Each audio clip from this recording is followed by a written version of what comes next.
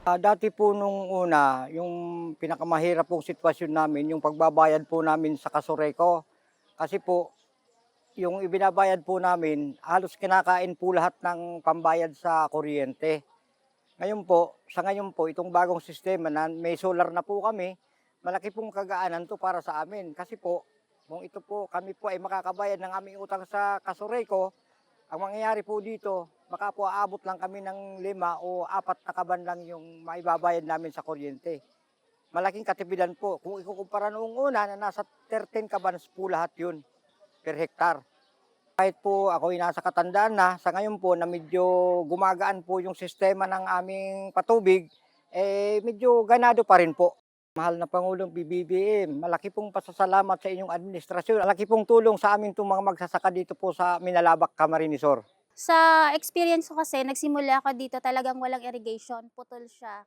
Dahil sa pagkakautang ng kooperatiba, ang pinaka-challenge namin doon is iilan lang po ang nakakatanim. Dahil sa solar project na to, talagang lahat nakakatanim. Dahil lang sa tuloy-tuloy na yung patubig, hindi na siya napuputol. Malaking pasasalamat namin sa ating mahal na Pangulong BBM Marcos sa proyektong ito dahil talagang napakalaking tulong sa magsasaka.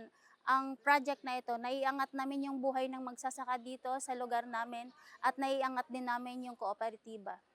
Wala pa po kaming solar power irrigation dito sa amin, yung ginagamit namin ay kuryente, kuryente.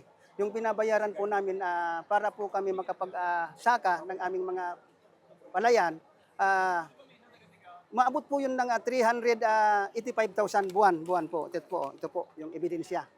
Nung magkaroon na po ng solar, yung next month po, yung binayaran namin is 7,000 na lang po. Talog po nung buwan ng Oktubre, Nobyembre, Disyembre, Enero, Pebrero, wala na po kaming binabayaran. Upo, talagang kampante na po kami kasi sa totoo niyan, para bang yung income ng aming mga magsasaka ay nadoble.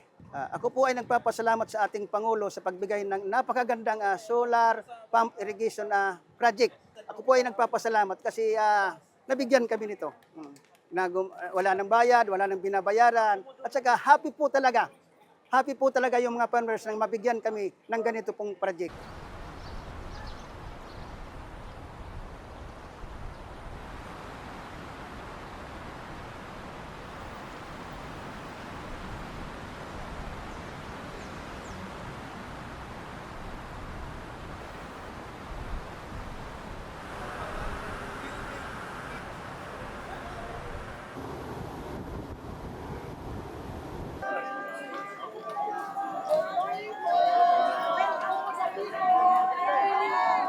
Totoo ba na dati nagbabayad kayo ng isang dosenang kaban para sa para sa patubig? Ng palay, pwede pero ng bigas.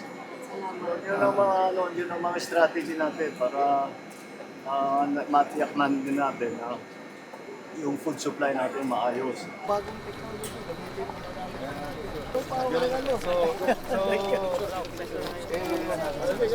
So,